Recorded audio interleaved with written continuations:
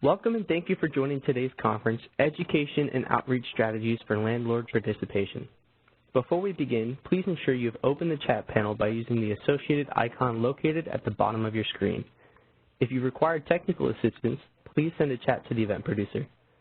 All audio lines have been muted until the Q&A portion of the call. We will give you instructions on how to ask questions at that time. As a reminder, this conference is being recorded.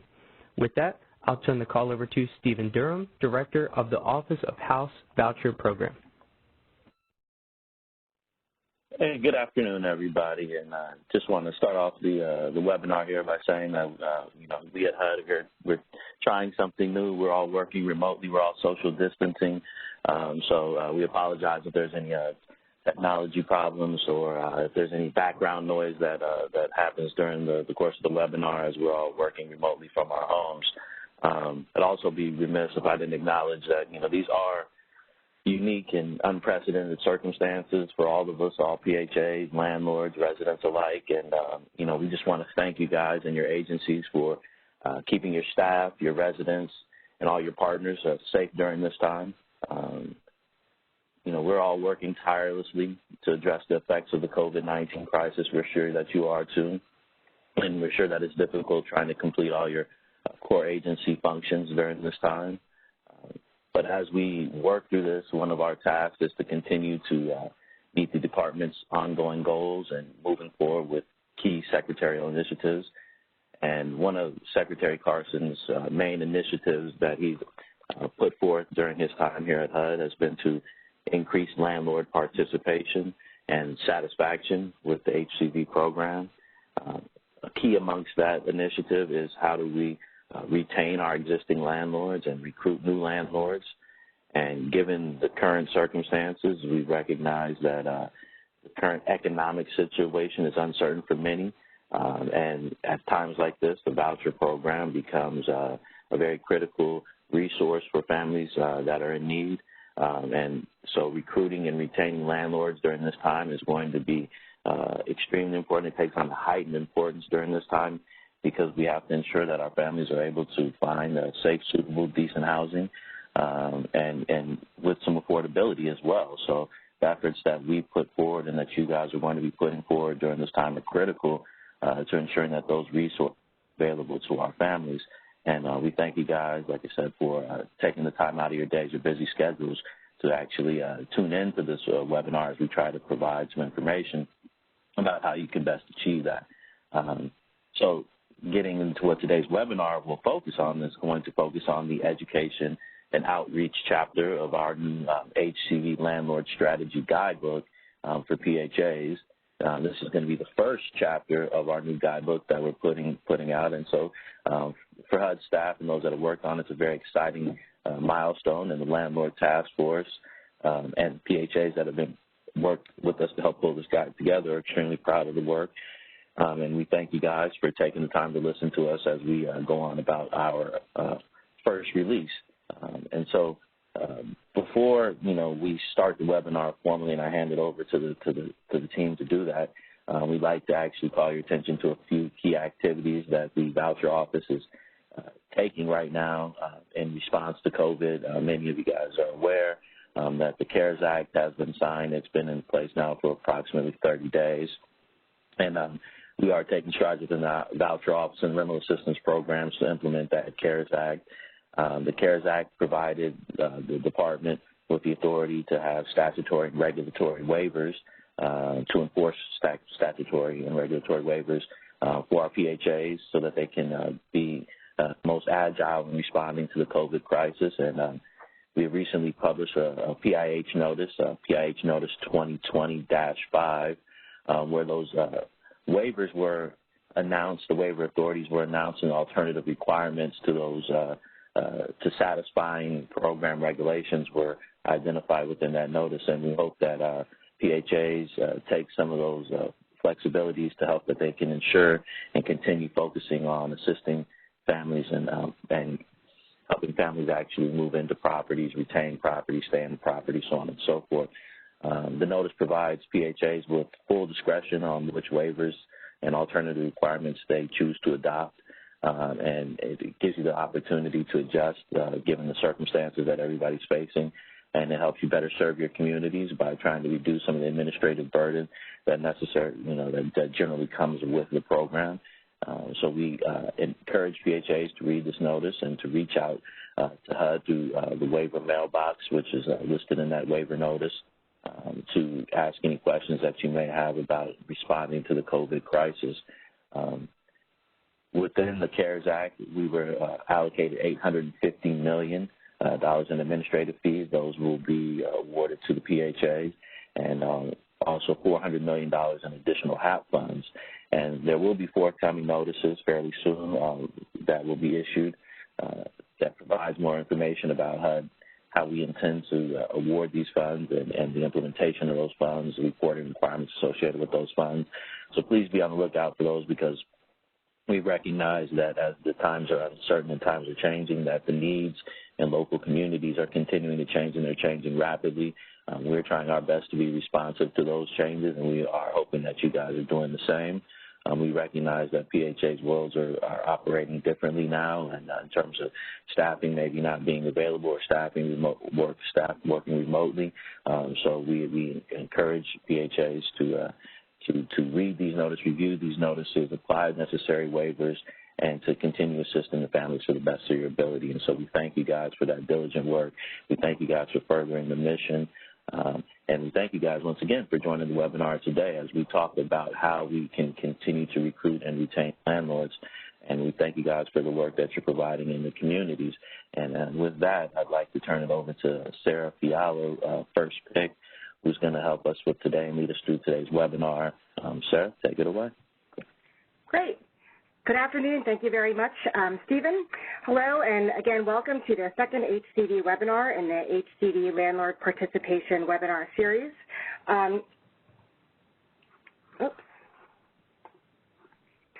Just to go over, Webinar 1, which was held on January 29th, kicked off this series by providing a background and an introduction to this effort. This webinar reviewed recent research on landlord participation in the HCV program and discussed findings from the 2018 Landlord Listening Forums and PHA focus groups. You can view a recording of the first webinar as well as download slides on the HCV Landlord Resources website. So today we're hosting the second webinar, which is going to review the first published chapter of the Landlord Strategies Guidebook for PHAs, discussing education and outreach strategies. Before we get started, just a couple of housekeeping items. Questions can be submitted throughout the webinar using the chat feature on your screen. We're going to dedicate time for questions and answers at the end of today's presentations. So here's an overview of what you can expect to hear today. Additionally, let me take just a quick moment to let you know how we're defining landlord for this effort. Landlord includes rental property owners, managers, assistant managers, real estate brokers who are involved in rental housing, etc. So what we're looking at are those with a direct interest in managing or owning a rental property. And so now let's take a look at the guidebook and the education and outreach chapter. We're not going to fully cover all of the information included in each strategy. We're going to more focus on providing highlights to give a feel for the type of information that is included. If you viewed webinar 1, you're going to see that this slide looks a little bit familiar. During that webinar, we reviewed many of the items listed here. And the research and information gathered during these efforts really informed the strategies which are targeted to address concerns cited by landlords in the research and listening forums. This, combined with the information gathered from PHAs who are currently implementing successful solutions to address these concerns. We're going to hear a little bit from a few of these PHAs throughout this presentation. The purpose of the guidebook is really to share strategies that PHAs can implement to improve landlord participation in the HCV program. You're going to see these categories come up again when we talk about how the guidebook is actually set up. To provide faster support to PHAs, we're publishing guidebook chapters on HUD's website as they are completed, and they're going to be posted as separate chapters. And for those of you that may have already had a chance to take a look at the website, you're going to see that there's a listing of all of the chapters, both future and then as well as a link to the current education outreach PDF. Once all of the chapters are Through the clearance process, the guidebook is going to be updated in its entirety to ensure that cross-references are inserted correctly, for example. To get the most out of a chapter, we would like to encourage you to read the entire chapter all the way through. Each chapter contains a number of strategies and variations of strategies. So even if a particular strategy does not fit your PHA or PHA's needs, you may find that a strategy contains tips or related information that will be relevant and transferable to whatever strategy you might decide to implement. And just another important note, when we began this guidebook and even when we were finalizing the education and outreach chapter, the current pandemic was not yet on the horizon. When we developed the strategies, we were in a very different environment than where we find ourselves today. Fortunately, the strategies chapters are published electronically, and the strategies that are event-based can often be reimagined as remote events. Over the next few weeks, we're going to be developing some strategies that are specific to this time and to allowing you to connect with landlords without needing to be in the same physical space. We're also going to note in this presentation different ways that PHAs may be able to accomplish the goals of the strategy using alternatives to in-person gatherings. So as I mentioned before, the guidebook is available on the HUD HCV Landlord Resources webpage. Chapters are published on the webpage as they are completed. And if you haven't checked out the Landlord Resource webpage, I would really encourage you to do so. The website is continually being updated with resources for both landlords and also for PHAs. So taking just a look at a strategy snapshot. Strategies with similar goals are grouped together into chapters. So there are some strategies that will have some overlap, but as I mentioned before, the final edit, which will take place later this summer, is going to add cross-references and also update any relevant information. So each individual strategy begins with a snapshot that PHAs can use to help them determine if the strategy fits their PHA and also their resources. The snapshot includes a brief overview of the strategy, the types of PHAs that might benefit, an approximation of cost, and also implementation considerations. And just to note that these are relative terms and also relative to other strategies within the guidebook. Just some examples of strategies at different cost barriers. For example, a minimal cost could be a strategy that we include in the expanding your network strategy. For example, attending an industry group meeting to share information and answer questions. Moderate cost might be an outreach event such as hosting a landlord listening session, and a high cost might be something like putting on an annual appreciation. You're going to hear more about these strategies later on in the webinar, but just keep them in mind as relative cost examples. So the strategy snapshot is really designed to give an at-a-glance indication of the amount of resources that a strategy might require. However, they're not designed to discourage strategy implementation, as most strategies have variations which enable them to be suited to a range of PHAs and also modified to fit different budgets and availability of PHA resources.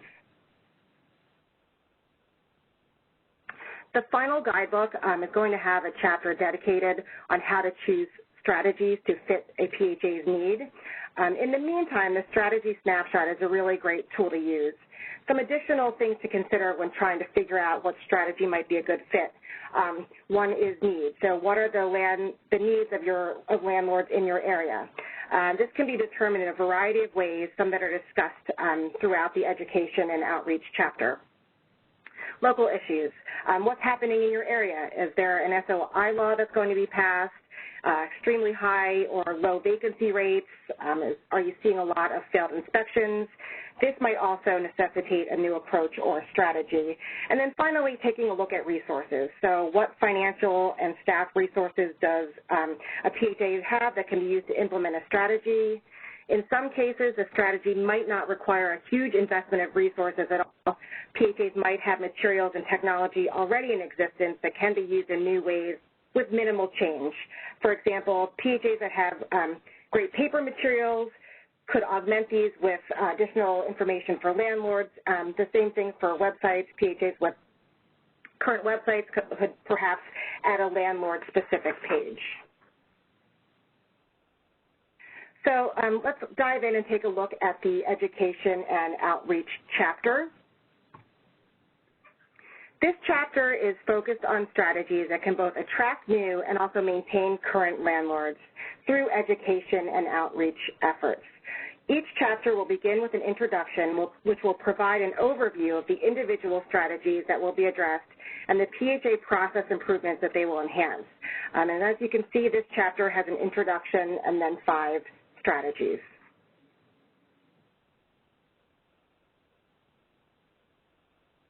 So 3 of the 5 strategies in this chapter, new landlord orientation, landlord outreach, and tenant education, are event-based strategies.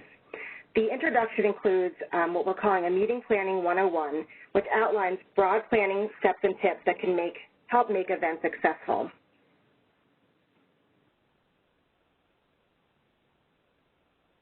The event framework in this section lays out basic planning principles that can be tailored to meet the needs of different types of events. The framework addresses who, what, how, why, where, and when a PHA is holding an event. The answers to a lot of these questions really drive the subsequent planning process.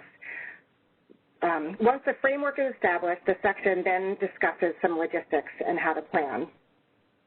And we include sample timelines for both small and large events, as you can see that's a screenshot on the screen.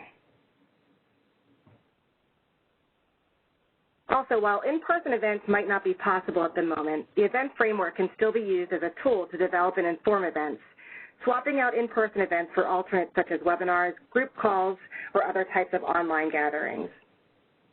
We've begun to see PHAs roll out instructional videos online. Webinars such as this can be a useful way to disseminate information and address questions in real time, and there are also several free platforms that allow for virtual meetings. Phone calls and emails are also a great way of staying connected. We would really encourage you to reach out through whatever means you have available. Like the strategies in the guidebook, there are endless variations and ways to implement education and outreach efforts through alternate methods.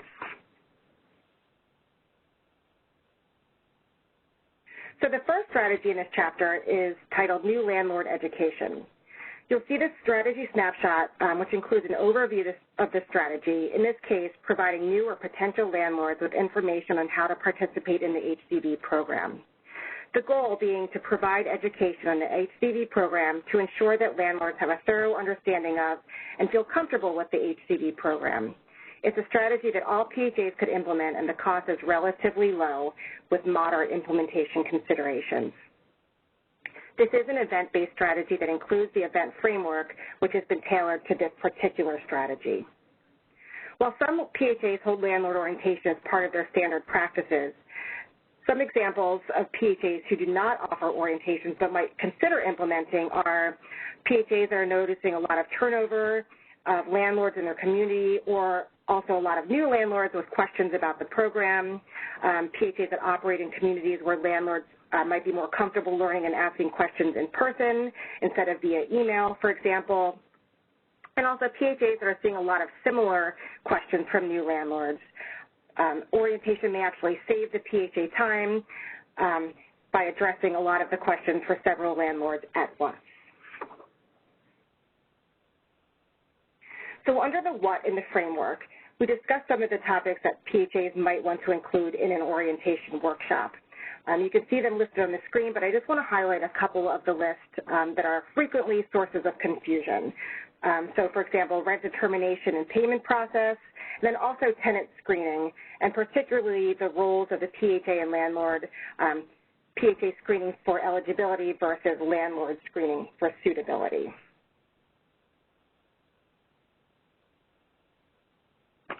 So the actual strategy in the guidebook goes into much greater detail, but to give you an idea of some of the information we include, here's a sampling of some of the framework questions that are addressed.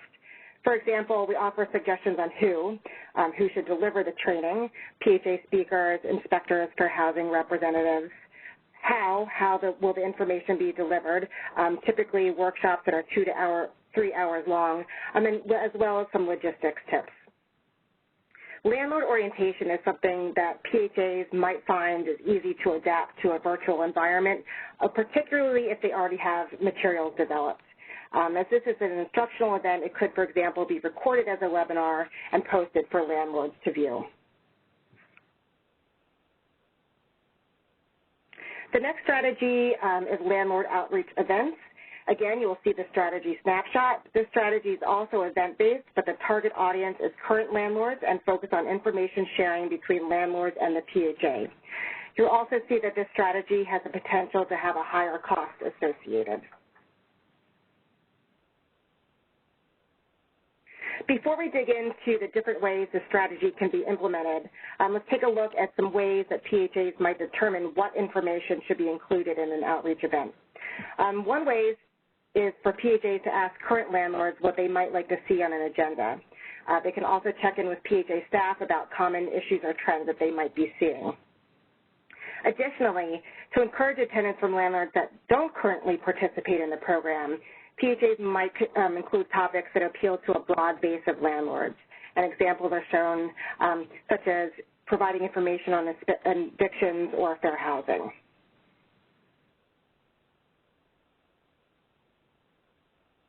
So moving on to the how these events might look and a glance at the different variations, these are just a few of the ways that PHAs can conduct landlord outreach. One of the keys to implementing any of these strategies is to really make it your own and tailor to each PHA's individual situation. So variations could include a brown bag lunch and learn, which could be a 1 to 2 hour event held during the week. This is typically less formal than a seminar or workshop. It allows PHAs and landlords to exchange information as well as to network with each other. Participants typically bring their own lunch, making this a fairly simple and cost-effective gathering. An annual appreciation event or a social hour, which we're going to hear a little bit more about from PHAs who are implementing them, require a little bit more planning than a lunch and learn, for example. They have the potential to be a little bit more formal and typically focus less on instruction and more on accomplishments and achievements both of the PHA, its programs, and of individual landlords. And next are listening sessions, which are an important tool that PHAs can use to hear directly from landlords about concerns or issues with the program, and then also for the PHA to be able to share what they're doing to address those concerns. We heard from several PHAs that these sessions really strengthen relationships between the PHA and their landlords. We also included an example of a tip that's included in this section about engaging and using advisory boards as an additional method to obtain feedback and stay connected with landlords. So some examples of PHAs that might consider implementing this strategy. PHAs with large group of landlords, especially if they're experiencing some common issues. PHAs seeking to attract new landlords by presenting on topics that any landlord might want to attend. And then also PHAs who are receiving feedback from landlords that they would really like more interaction with PHA staff. While these are a little bit more challenging to deliver virtually, some of these events take a considerable amount of time and planning, which can be done while the PHAs are unable to meet in person. Additionally, online web meetings and small groups, they offer an opportunity for landlords to connect with each other and PHA staff, and most webinar platforms do offer ways to allow one speaker at a time to help keep the event organized. So now we're going to have presentations from two PHAs who are going to talk about some of the great ways they are approaching landlord outreach. First, I'd like to introduce Jackie Hodges, the Assistant Director of the HCV program at the Housing Authority of Cook County, to talk about their approach to landlord workshops and annual seminars. I'm going to turn things over to Jackie. Thank you. I appreciate being asked to be a part of this webinar. Good afternoon, everybody. You can switch to the next slide, please. I'm going to briefly discuss two important parts of the Housing Authority of Cook County's landlord education and outreach process. First, landlord workshops, and second, annual landlord seminars. Every month, the Housing Authority of Cook County, or what we're known as the HAC, conducts at least 2 landlord workshops. Since February of 2012, we've been doing these monthly workshops. These are voluntary. I have an average attendance between 12 and 15 individuals. I've had as little as 1 person show up and a cold snowy Chicago day where I did a one-on-one workshop, and I allow a maximum of 30 participants. My attendees include new and current landlords, realtors, maintenance workers, management agents, municipal staff, and I really like a mix of attendees. It does spark a lot of great conversations and questions. It makes for a better workshop. The purpose of the workshops are to educate landlords on the HCV program and the HACS process. I start the workshops by telling landlords that if I can educate them on the program and the process, then two really important things are going to happen. First, my clients are going to get housed sooner, and second, landlords are going to get paid faster. They certainly like the second part of that. Next slide, please. Hey Jackie. Yes, ma'am. This is Leah Anderson with the task force. Can you move your microphone a little bit further away from your mouth, your phone a little bit further away from your mouth? We're getting some feedback. Is that better? Much better. Thank you. Okay. Thank you. My workshops last about an hour and a half. There's a question and answer period throughout. I welcome them. I do allow time at the end for additional questions. In the beginning, I ask landlords with any specific client questions or payment issues to discuss with me after the workshop. This is done to avoid violating any privacy rights. The two workshop topics are first, the nuts and bolts of the HCV program, and second, HQS inspection. Next slide, please.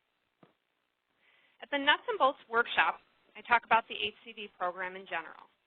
Funding source, what's portability, what everybody's roles and responsibilities are. We discuss the HACS HCV program, our service area, number of vouchers, people on the waiting list. Then we discuss the HACS move process. And this is really the bulk of the presentation. We go through all the steps in the move process, from finding an applicant, importance of screening, how to fill out our move paperwork, inspections, rent offer, HAP contract, and then finally, how we can pay the landlord. We briefly touch on annual recertifications and rent increases. Then at the end, I discuss any miscellaneous updates. Maybe it's the time of year where our real estate tax savings program's in effect, or we've updated our landlord portal, or we had a freeze on rent increases and now we don't. Maybe we're updating our payment standards. And then finally, I always like to take advantage of an opportunity to educate the public on fair housing. So I'll always touch on fair housing and provide any updates. Next slide. HQS inspections is the next topic. We talk about the 5 different types of inspections, then discuss the HACS inspection process, like initial inspections, self-certification for our biennial inspections, repair timeframes for life-threatening and non-life-threatening deficiencies. I discuss how landlords can review their inspection results online versus waiting for what I call snail mail. I talk about abatements, what that means, ways to avoid having a unit in abatement, and what to do if your unit is in abatement. And finally, we go over the inspection requirements.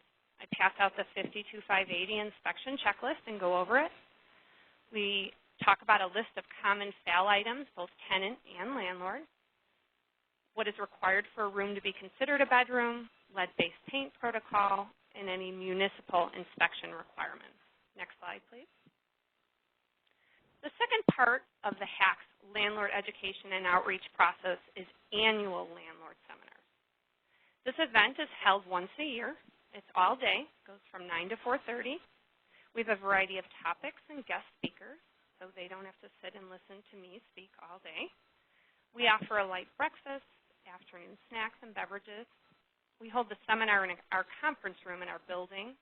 I know other PHAs hold them in hotels or conference centers.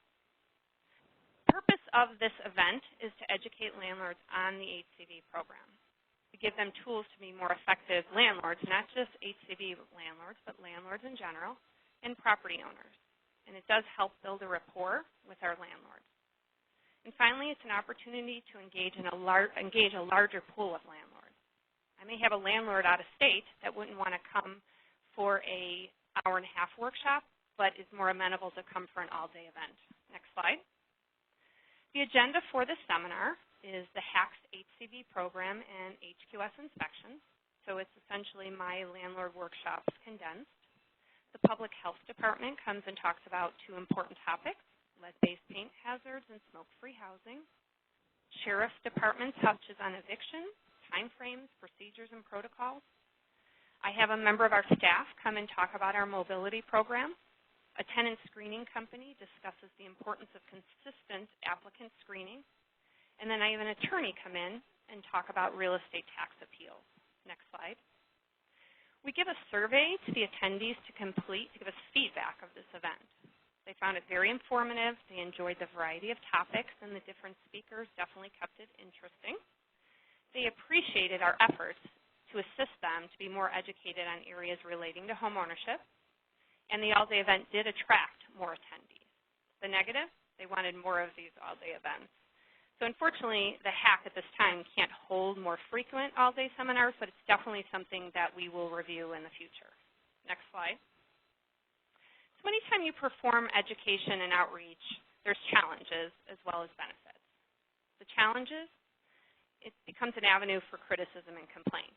And this is what the Housing Authority faced in the beginning when we started doing our workshops.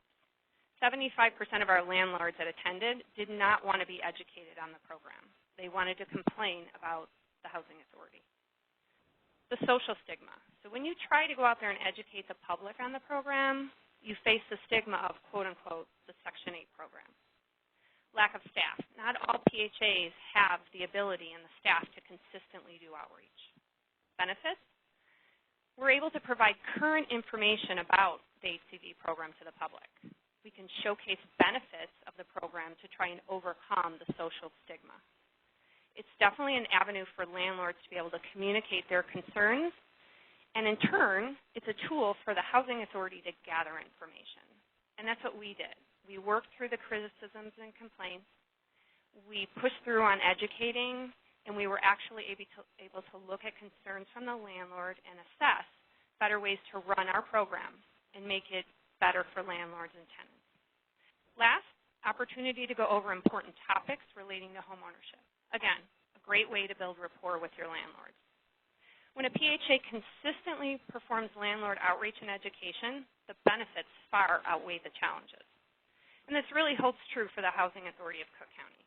In the past, landlords have conveyed to me that they didn't feel that they were really important participants in the HAC's HCV program. We only listened to tenants. We only cared about what the tenants thought.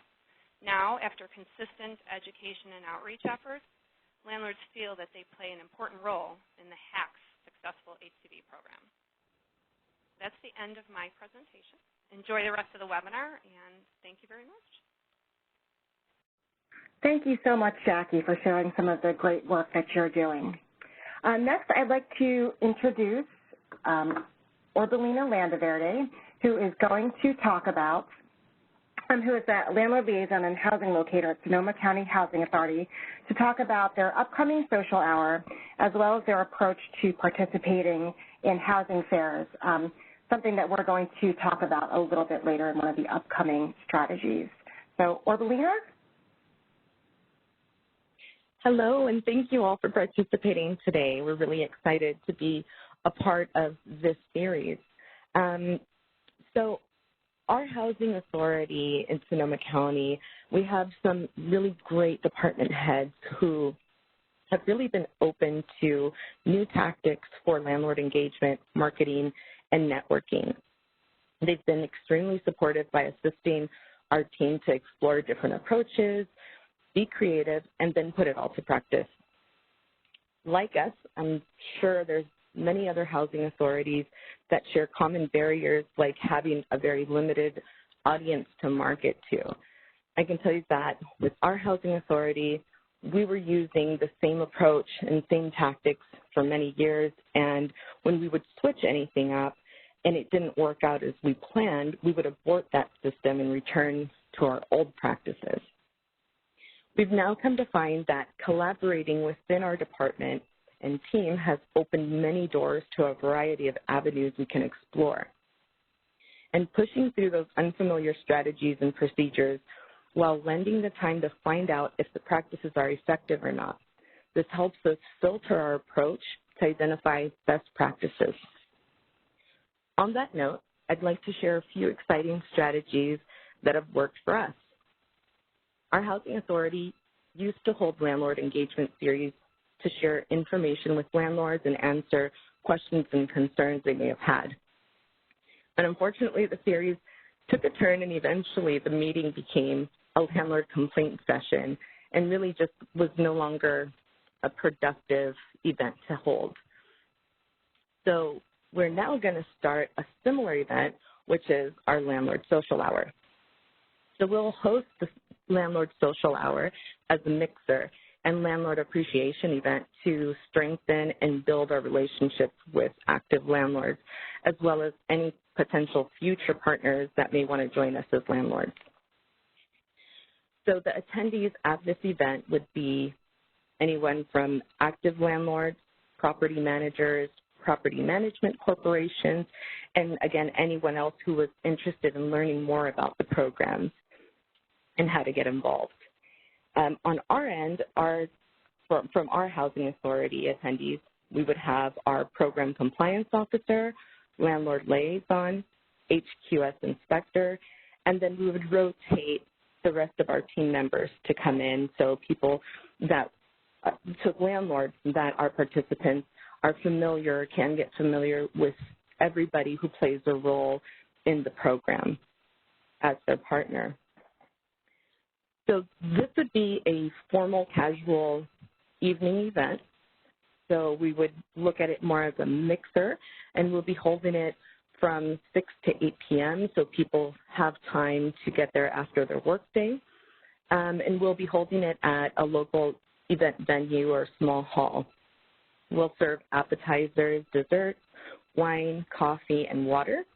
And we'll host this event every other month or possibly quarterly. We haven't decided exactly how we're going to do that, and also depending on our funds.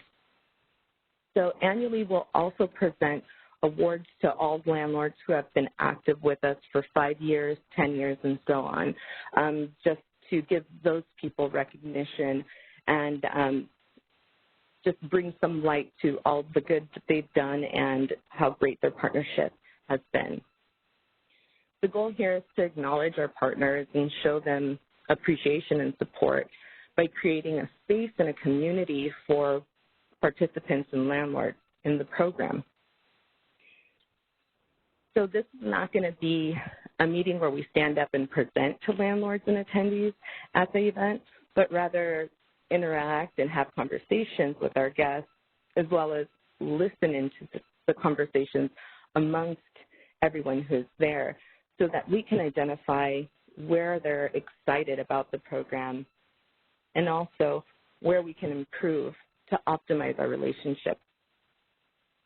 In order to gain partners and increase our housing inventory, we have focused on community engagement by tabling events, acquired memberships to housing associations, and we've served as panelists at service provider forums as well. And by attending and participating in as many events as we can at all levels, like housing and health forums, realtor mixers and events, city hall meetings, and local groups and clubs like Rotary, for instance. When we table at an event, we set our booth up or our table up with flyers and pamphlets that would have short and easy to read information. We would keep it organized, as you may see on the slides right now. That's a couple different events that we attended. And so this would be what our setup would look like for the most part. And one of our big attractions is our Bust That Myth Wheel of Fortune, which has been a great way to get the crowd at our table and get people excited to learn more about who we are, how we work. And so how this wheel works is they spin the wheel and it would land on a myth or fact, and then we bust that myth for them. And they also may land on spin again or a swag of choice. So we also always take candy and swag to kind of lure people over to the booth. And we've also tried other things like you see there, the little brown paper bags with our address label on them, little sticker on the front. And this is so they take our information and they don't have to juggle around all of the other pamphlets and flyers that they'll be picking up from the other booths. Because many times people will shy away from taking anything because they don't want to be carrying everything around during an event. So that was something that was very helpful. And so we also make sure to be rested and prepared to answer questions. It's common to encounter people with strong opinions and negative views on the Housing Authority and HUD programs. So I've personally found that listening intently and demonstrating compassion towards the reason or experience behind why they feel this way will usually deflate their approach and their demeanor. So many times by just listening to them and letting them vent, showing them that we actually care and want to hear about what they have to say and what the challenges are so that we can assist or intervene at any point to change their outlook. This has been really helpful and has helped us also gain landlords and listings. So that's been really great. So I'd like to close by saying that, really use any opportunity as a platform to market yourself and your housing authority. When you create a conversation with people, you can use that interaction to educate and inform them about your vision and goals. There's an immense misconception about housing authority programs, as well as our common stigmas that we all hear way too often. But with these strategies, you have the ability to create a new picture, paint a new picture, and create partners and allies for your housing authority and programs. Thank you very much. Thank you so much, Orbelina. Love that Wheel of Fortune game. So next up, we're going to talk about tenant education, which is something that a lot of landlords mentioned during the listening session. This is also an event-based strategy and designed to inform tenants of their rights and responsibilities under the HCV program, which can also provide landlords with a greater level of comfort in working with voucher holders.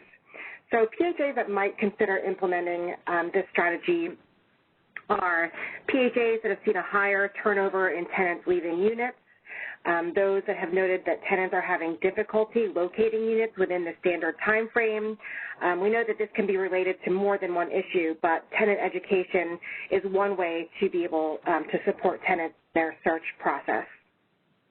Also PHAs that have heard a lot of landlord concerns about tenant behavior, and those that might know of a local agency that is currently already offering some form of tenant education. So here are some examples of topics that PHAs might want to include in tenant training. You'll see that many of these topics are beneficial for both tenants as well as landlords.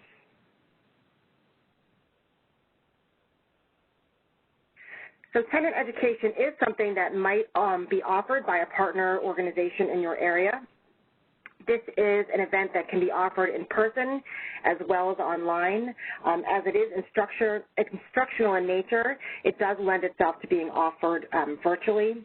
And during our conversations with PHAs, we heard of both methods currently being used. Offering certificates may also give an incentive to tenants to participate, particularly if landlords are aware of the certificate and tenants know that this might help them in their application process. Tenant education may include multiple sessions, but really be mindful of tenants' time and responsibilities. One of the common reasons we heard that education efforts for tenants were not successful was that the time commitment just was too great. So the next strategy is titled Expanding Your Network. And this is still in the vein of education and outreach, but does not require the PHA to host an event. So variations include partnering in events hosted by other organizations, setting up appointments, meetings, and phone calls to potential or current landlords, and also using data to identify potential landlords. PHAs that might benefit from this strategy are those with a strong community partnership or those that are looking to strengthen partnerships. PHAs who might not be well known to landlords but are looking to increase their visibility, and also PHAs who might have tight budgets. So the first variation in this strategy looks at different ways that PHAs can recruit or retain landlords through means other than PHA-hosted events. Options include participating in housing industry groups, meetings, or housing fairs. We're actually going to hear next from Travis Baker from Homes for Good about how they are partnering with their local apartment association to present information on the HCV program. So with that, I would like to go ahead and turn things over to Travis. Thanks, Sarah. My name is Travis Baker. I'm a landlord liaison for Homes for Good Housing Agency. We are the second largest public housing authority in the state of Oregon, located in Eugene, Oregon, here in Lane County. Our voucher program has just over 3,000 housing choice vouchers, and I would also like to note that we are active housing developer here in Lane County with over 500 units to be developed by 2023. Next slide, please. My role here as a housing at Homes for Good as a landlord liaison is to provide educational opportunities for our current and potential landlords. And my position as landlord liaison was created in partnership with our local county government to bridge that gap in communication with our local landlords. Next slide, please.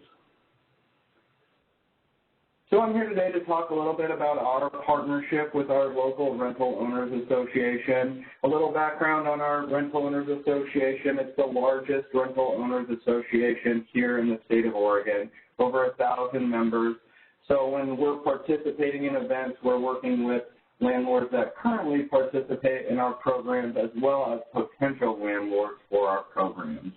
So we started participating just by attending their general meetings, being able to join in the conversations that they're having, share a meal with the landlords, really begin to build that trusting relationship and grow that partnership that we have with our landlord community.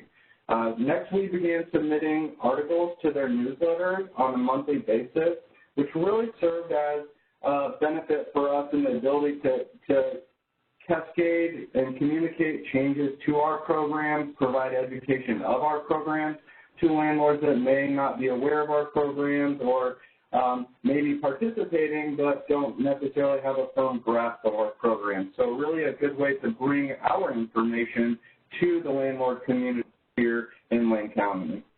Our Rent Assistance Division Director also took a seat on the board of Lane County Rental Owners Association, which took it one step further to us being able to open up that information sharing with the board members, being able to provide some input on their policies, allowing them to provide input into our policies.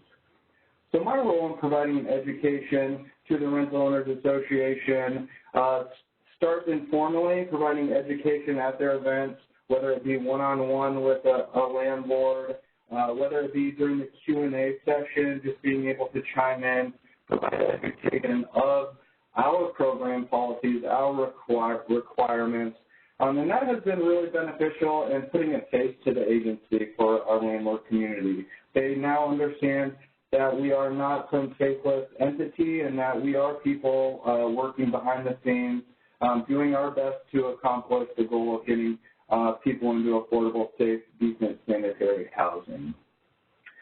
Then we also do formal education through the Rental Owners Association via private workshops. So similar to our previous speaker, we have a Section 8 Simplified workshop, which is really the nuts and bolts of the Section 8 program. I'll walk through the paperwork, the processes, and it really demystifies the program for our landlords so they don't feel so hesitant to participate in our program, knowing that there won't be any surprises. They're more comfortable with the program, and the kind of flow of how the program operates.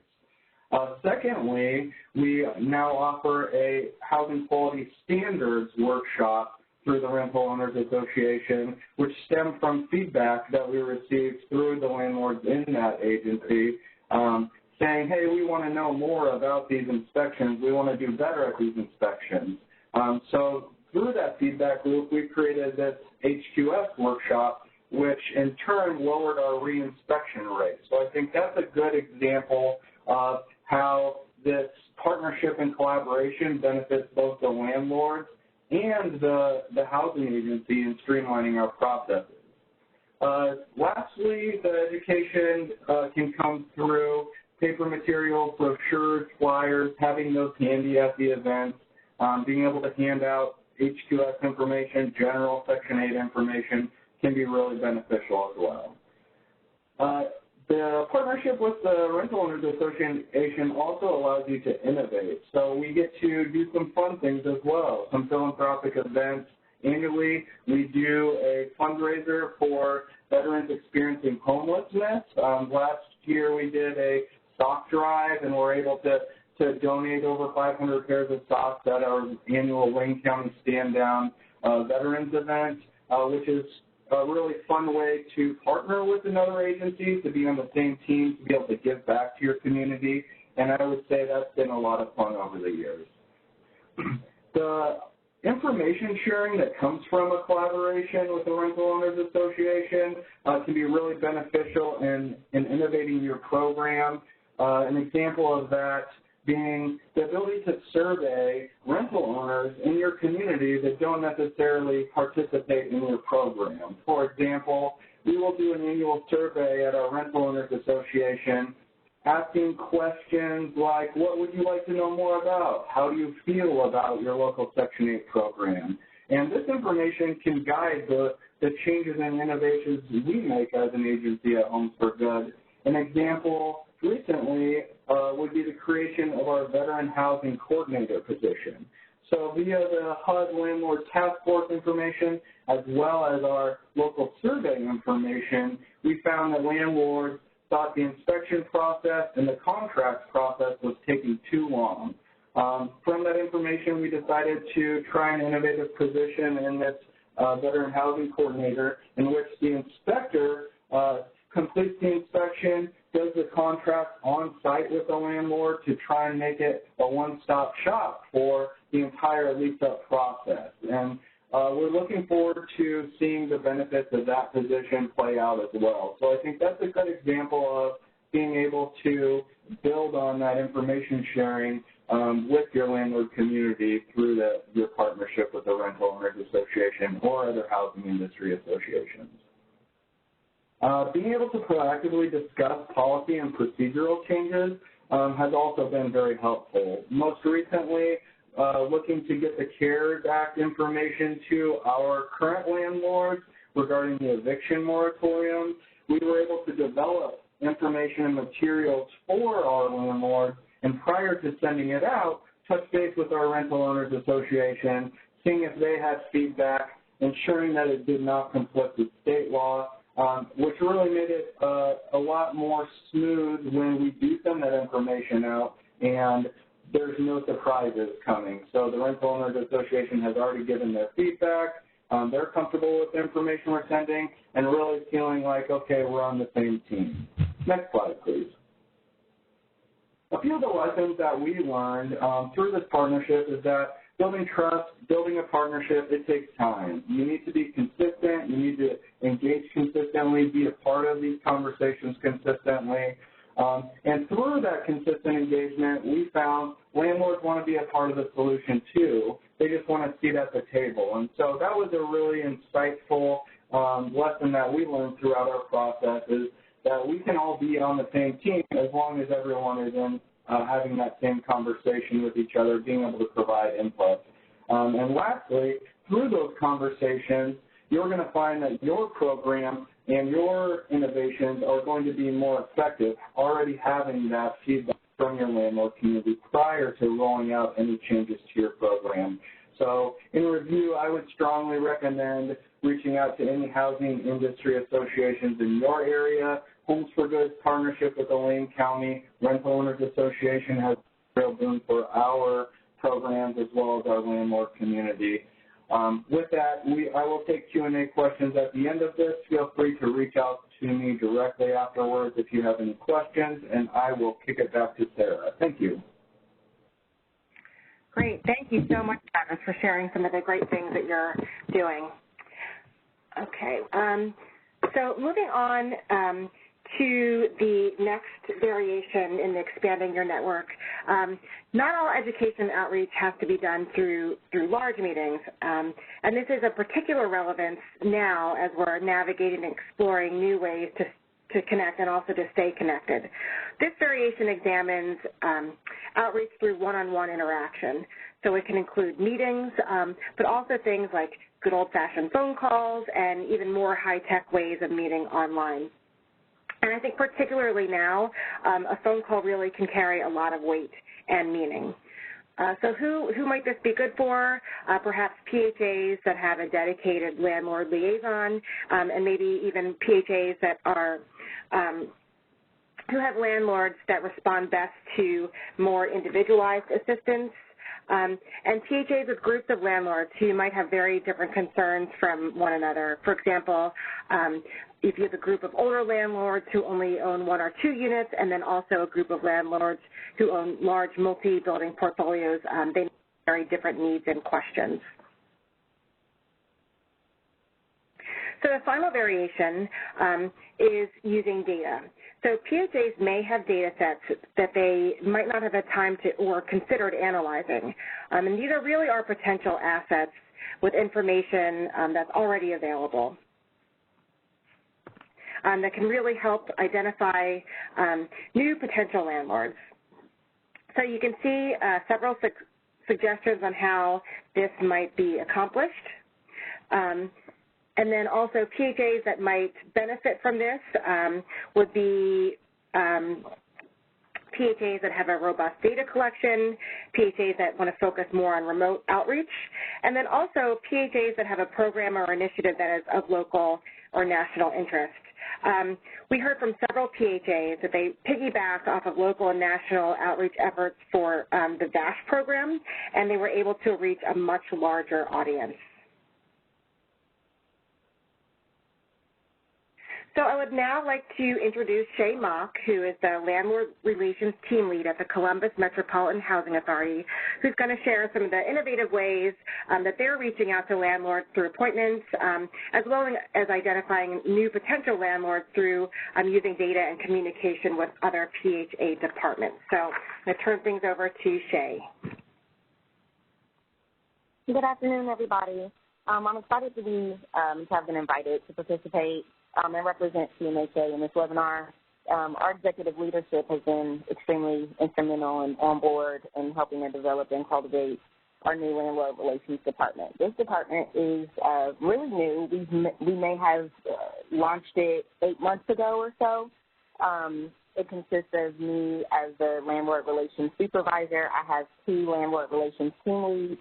And then I also have 2 landlord relations housing advisors, and I will explain how they all go into the interviews with landlords and outreach events. Our landlord relations team interviews with landlords are more so individual meetings with owners, and that's in office and off-site. So they have the option of doing either, which makes it more comfortable for the owners. They are able to meet at a coffee shop or meet at the library, or we cover the entire metropolitan area, so we are literally the only housing authority in our area. So it covers a large, amount of ground. So sometimes making their way all the way downtown or near campus where our office is located can be a little challenging for them. It's easier to go meet with them off-site for some of those meetings. We also provide video conference with owners. We also do mediation meetings with tenants and owners just to kind of prevent them from, the tenants from losing their housing or sullying our name in the community. as you know, anytime you have a bad, one bad apple that spoils the bunch, word of negativity goes around quicker than positivity sometimes. So it's easier to kind of nip that at the beginning by being able to have those meetings with the tenants and owners without going straight to hearings or evictions. It's easier to kind of curve that and get an understanding so that the tenant knows where you guys stand as the PHA. The owner also feels like they have support in enforcing the rules and regulations from your PHA or HUD. We also do random selection touch-base meetings, which is initiated by CMHA. So as a supervisor, I pretty much go through our 5,000-plus landlord database and call, email, and just kind of do a touch base with them, find out how they're feeling on the program, if there's anything that we can do better, if there's any concerns that they have. Are they, having problems understanding any of our procedures or new practices? We're kind of undergoing software changes and streamlining processes. So as was just mentioned, a lot of our owners could be up there in age, or we are currently seeing a huge real estate boom in Columbus. So we have a lot of owners who have received investments from, outside of the state of Ohio, who are managing and or owning and directly managing their properties from a different location. We also see a large number of units that are passed down to relatives due to the unfortunate passing of, a grandmother or a great-grandmother. And they already, they don't have the education as far as renting units. They don't know landlord-tenant laws. So just being able to have those meetings and touch base with them has proved to be extremely helpful. On average, I see roughly 15 to 20 owners or companies in person a month, 5 to 6 video conference calls a month, and anywhere from 9 to 17 phone conferences. I use the phone conferences as a last resort option just because I like the initial being able to sit down with someone. It makes them more comfortable. They don't feel rushed when they're on the phone. So being able to gauge those things in person is a lot more helpful. We discuss the different processes through our company. We walk them through literally from top to bottom. It's almost like a hand-holding process for our initial bring-on of our owners. So they feel comfortable with submitting their W-9s and their tax information and everything that we have to do to register them on the program. It also gives them the opportunity to ask, questions, financial questions, without sitting near their tenants while they're trying to fill out information. So it kind of provides that personal touch for them. So yes, we handhold them through the process. They actually can put faces to names. And then there's a specific team so that they are sure that they don't have to call a separate case manager, or this case manager is giving a different answer. There are literally 5 dedicated people that walk directly through every instance that touches a landlord. They understand the processes better when you're explaining it to them versus handing out just papers with instructions on them. Their feedback has been pretty amazing from the time that we started this department. They feel more like a partner. It gives them assurance to their concerns or questions that they may have had, or a lot of them, we always say there's no such thing as a dumb question.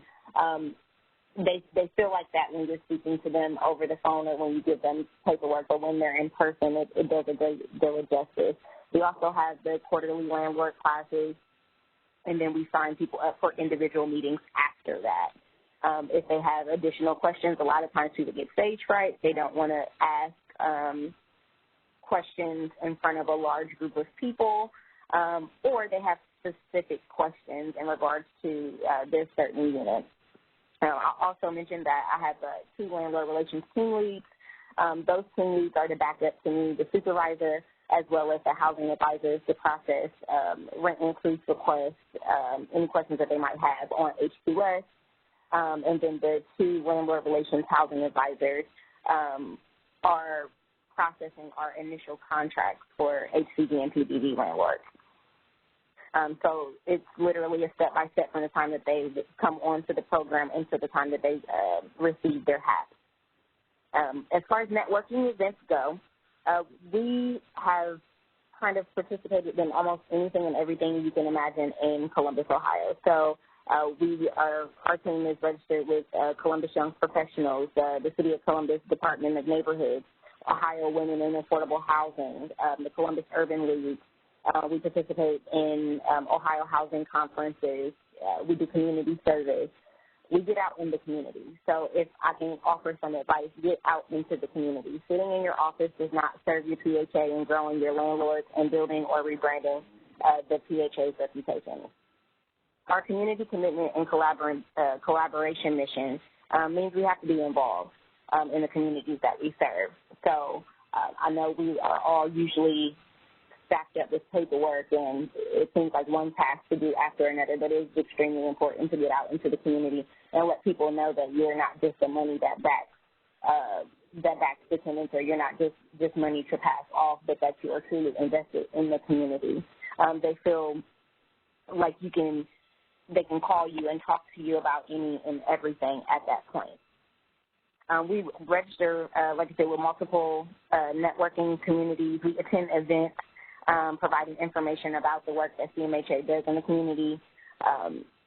We attend landlord or housing-based events, conferences that are outside of Columbus as well.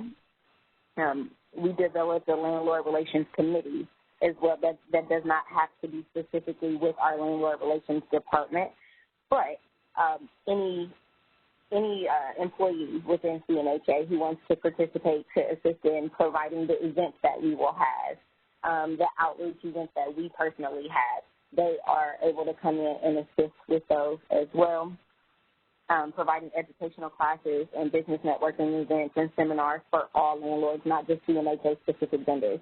So that's going to be important because if you're able to market your housing authority a lot better when you open it up to all landlords. They become comfortable with you, and then they begin to ask questions about your program. It brings new faces to us and gives us opportunity to secure them, as well as educating them on specific topics to ensure we are receiving quality landlords. A lot of the problem is not just the tenant.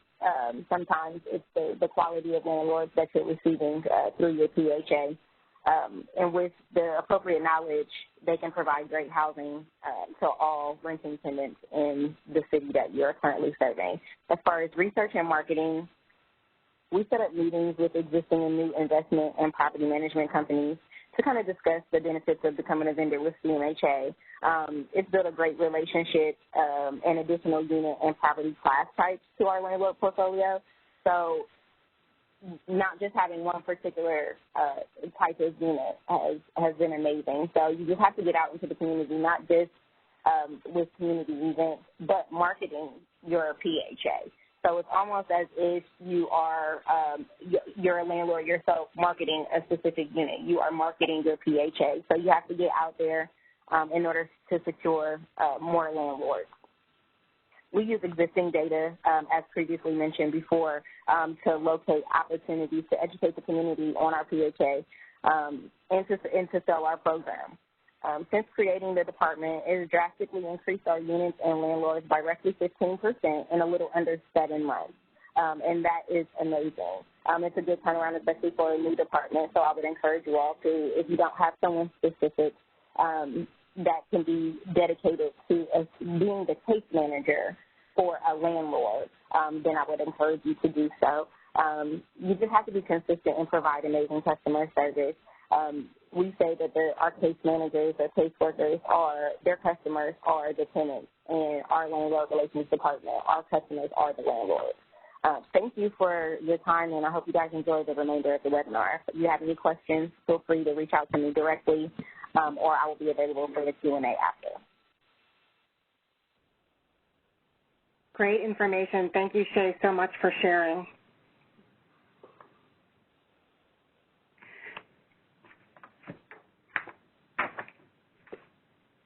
So our final strategy is information sharing, which explores different content and ways information can be disseminated. So you can see some methods include newsletters, reoccurring columns in publication, information posted on PHA portals, social media posts, and then emails, and then also text messaging. So how to decide how to share information. So newsletters have always been the traditional means of delivering information. First, they were printed and mailed, and then that sort of evolved to being distributed electronically. And as shown in the previous slide, there are now a host of different ways to distribute information. This strategy takes a look at some of the different factors to consider when deciding how to disseminate information. So it depends on things like resources, the urgency of information, who the audience is, and then how much news do you have to share. We have heard recently that several PHAs have increased their communication with landlords and tenants through newsletters and web postings.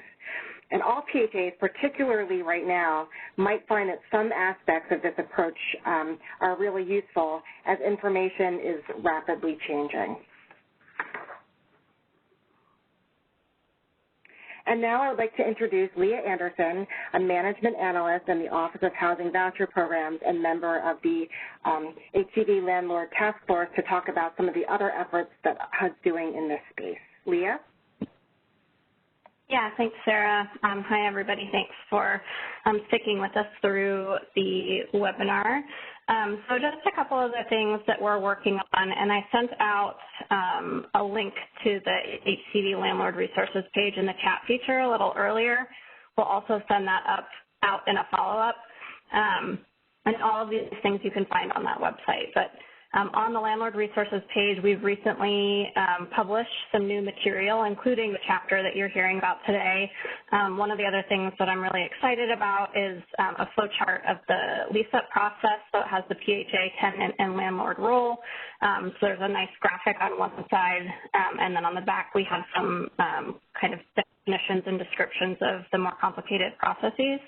Another thing that I'm hoping landlords will really like is we've added form descriptions for standard forms and also just for other common forms that PHAs typically develop on their own. And we've provided the, like, when would a landlord maybe see this form, what's its purpose, what type of information would they be expected to provide, stuff like that. So that could be a great place for you all to point your landlords to if they're confused about the different types of paperwork that they might encounter while participating in the voucher program.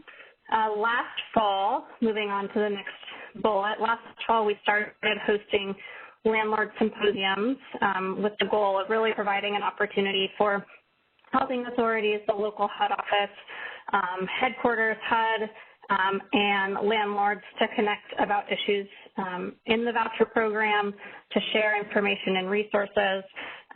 We did host that first symposium. We were aiming to do them quarterly. We hosted the first one in December. Unfortunately, they are currently on hold due to COVID, so hopefully we will be able to start those up again in the future. We have received a lot of interest from PHAs across the country who would like to have a symposium in their area. We've gotten really good feedback from the one that we did, and that was the first one. So we had a ton of lessons learned in ways that we want to improve kind of our process and template. And those, what we did in Indiana and what we hope to do in the future when we hold them is either to live stream or the symposium or record it and make it available on our website. The Indianapolis one is available on our website, so go ahead and take a look at that if you're interested. We do still focus on local issues, even we are making it available to landlords, PHAs, and other parts of the country. And then the last thing, and this is still kind of getting off of the ground, is HUD's landlord mailing list. So one of the things that I realized as we've been having all of these different activities is that it was for PHAs or landlords to let us at HUD know that you would like to be informed of new resources or updates related to the landlord's role in the voucher program. And rather than, sending emails to every person that's ever attended one of the HCV Landlord Task Force events, I've been developing this landlord mailing list. So you can sign up for that on the resources page as well. Feel free to go there and sign up for that. Hopefully we'll be doing quarterly newsletters and then also just sending out information about things that we're doing and what's coming up that you might be interested in. So that's just a quick overview of a couple of the things we are working on. And with that, I'm going to hand it over to the producer to open up for Q&A.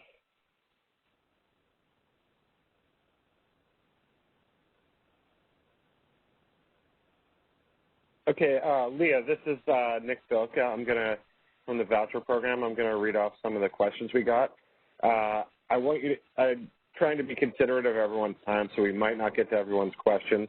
We have tried to respond individually within the chat to certain people who have asked questions that we can specifically answer, but we'd also like to include some of those to our panelists so they can address those issues as well to you. But this conversation doesn't stop when this particular landlord webinar ends. You can email landlordtaskforce@hud.gov with any questions or comments you have, specifically related to HUD regulations. We can respond to you there if we don't get to you during the broadcast today. The first question we got from a number of people. Leah, hoping you can answer. Will you send out a copy of the slides? Yes, we will send out a copy of the slides, hopefully via email. Sometimes the size of the PowerPoint has issues sending. So we will try to send it out to you via email if you registered, and we will definitely post it to the website along with the recording of today's webinar as soon as possible, hopefully within the next week. Okay, great. Thank you, Leah. And since we have these panelists on, I'll address this to Jackie, but if anyone else wants to chime in, appreciate that as well. Jackie, how do you get landlords to attend workshops or events like this?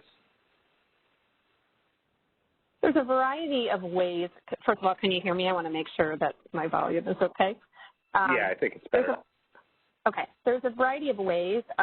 Marketing, and I know other people have talked about this as well. Marketing is key. We send out, when we started doing our workshops, we would market to landlord associations, realtors, municipal offices, and then send constant contact to any of our landlords that we had emails for. Second, we engage our HCV staff. They're the boots on the ground members of the agency that are dealing with the public. So if they come across a landlord that seems to not know as much about the program or they feel this landlord would benefit, we have them market it for us for any upcoming workshop. We pass out the flyers at move briefings. So if anytime our tenants are engaging with landlords, it's part of our landlord packet as well.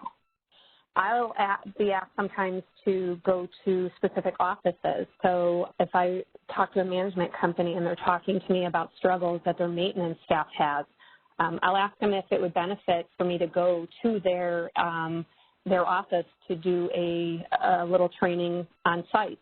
Same with brokers. I speak to a lot of brokers that I tell them how this would benefit their realtors, not only from being able to understand the program, but avoiding fair housing violations. And the last is really consistency, and I know one of the speakers had touched on that previously. You've got to be consistent in your efforts. You've got to show the passion, and you have to have the landlords understand that, as I said in my presentation, they're important. They are an important part of this program, and you have to be consistent with that message. Okay, thank you, Jackie. I have another question, and this is for really all the panelists. I think something that is on everyone's mind is the responding to COVID-19. How are you changing your outreach activities due to COVID-19?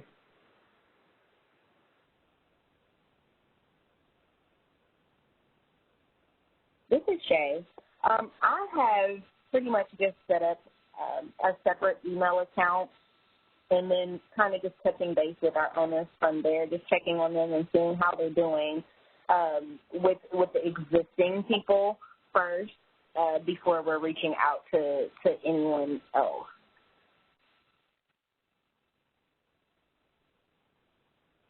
This is Jackie.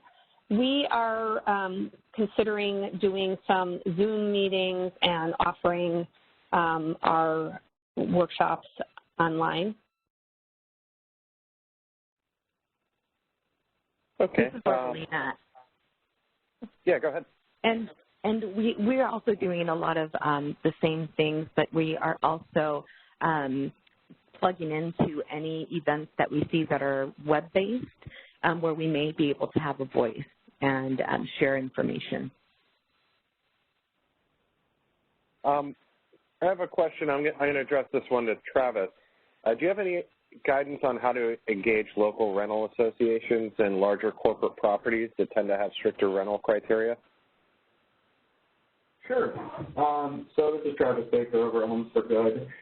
We really focus on getting the tenants prepared, so some tenant education, helping them make sure that they are mitigating any rental criteria barriers. Sometimes that's tenant education courses. Sometimes that's writing cover letters for themselves. We would also focus on creating mitigation funds. Here in the state of Oregon, we have a mitigation fund for all Section 8 landlords. Should the tenant damage the property outside of security deposit, that mitigation fund is available to our landlords to be reimbursed for those damages. There's also some local entities that have created their own mitigation funds, so finding ways to create some sort of what I would call like an insurance policy can be helpful in presenting that to landlords. And then lastly, if you are building relationships with these landlords, with these larger property management companies, if they are more comfortable with your program, sometimes they will accept a higher security deposit on behalf of a tenant with screening barriers in lieu of overlooking, say, poor credit history or poor criminal history. So those are a few options. Okay. And do you feel as though the internal structure, your landlord engagement group, has to be set up before you start reaching out and forming those relationships with landlords and PHAs and realtors and lawyers in your community? I think to some extent you would want to have some sort of base relationship with them, but I don't think it's necessarily wrong to get out there and try to start building those relationships through this mechanism as well. So I would say best practice would be to build those relationships prior to going down that road, but you could certainly give it a shot either way. Okay. Thank you, Travis. Sarah, this question is for you. Do you have any suggestions for small rural PHAs with limited staff and no website? Yeah. So I think that with some of the limited resources, for example, not having a website, there are really some opportunities to create perhaps some written documents that are able to be emailed out or sent out to landlords who request it either via email or if they stop in person at the PHA. I would also just talk a little bit about just some general customer service. So making sure that front desk staff or whoever is answering the phones are sort of well-versed in being able to answer questions and routing calls appropriately. A smaller number of landlords might also mean that there is the ability to have increased one-on-one interaction. So I don't think that the lack of technology per se is really a hindrance to being able to implement any of sort of the strategies outlined in the education and outreach chapter. In fact, a smaller community might mean that it's an even better time to have one-on-one interaction or smaller meetings or monthly or quarterly. I think it really just depends, and I think the guidebook does do a really good job of sort of showing the universe of different options that are sort of available to PHAs. Okay, thank you. This question's for Stephen. It was interesting to hear about from PHAs on how they're implementing some of these strategies, but what opportunities will there be for PHAs to engage with other PHAs on this topic? I think that most PHAs are small or large or involved in some kind of national or local industry group, and those industry groups serve all housing authorities, various sizes, and I think if you contact those groups and within those industries, you'll be able to make some connections and share some information, share some resources, maybe find some partnerships out there with PHAs in your local jurisdiction. So we strongly encourage participation in industry groups because their value cannot be quantified. Okay, thank you. This is going to be the last question, and this one's for Leah. If PHAs decide to implement these strategies and have follow-up questions, how can they reach out and find out more? Yeah, that's a great question. So feel free to reach out to the Landlord Task Force at HUD.gov mailbox. I monitor that pretty regularly and can hopefully help troubleshoot with you about some of the strategies that you're trying to implement or give you other ideas on what might be useful for your PHA. The one thing you might want to think about is this is the first chapter in the guidebook that's coming out. There are, I want to say, 7 more chapters coming out. So what you might want to do is wait until you've had a chance to review a lot of the strategies and see, you know, which ones might make the most sense for your agency, and then we can have that larger conversation rather than having 7 follow-up conversations. I'm only one person. So if you're really excited about something or have like one specific question that I can answer via email, feel free to shoot that to the Landlord Task Force mailbox. If you want to have a broader discussion about various things your agency could do, I'd ask that you wait until the rest of the guidebook is out. Okay, thanks, Leah. That's the last question we're going to have because we're going up against 2:30. But we encourage you to reach out to that email address Leah just mentioned if you have any questions that weren't answered. Now I'm going to turn it over to Sarah to close out. Great, thank you. And first, I just want to take a moment to thank all of our PHA speakers for taking the time out and sharing some of the wealth of knowledge that they have with us as a group. So also, just in conclusion, stay tuned. We hope to have the next webinar in July, which will review some of the upcoming guidebook chapters. Again, here is the webpage for the HUD HCV landlord resources, where you can find not only the guidebook chapters, but also some other great resources as well. And then just a note for any landlords that we might have that are listening. If you have specific comments or concerns about how COVID-19 is impacting your operations as an HCV landlord, we ask that you please send them to Landlord Task Force at HUD.gov, and we plan to use your input to develop a COVID resource for landlords. So with that, again, thank you very much for joining us. If you have any questions, again, you can send them to the Landlord Task Force at HUD.gov, and we look forward to speaking with you again soon. Thank you. Be safe. That concludes our conference. Thank you for using AT&T Event Conferencing Enhanced. You may now disconnect.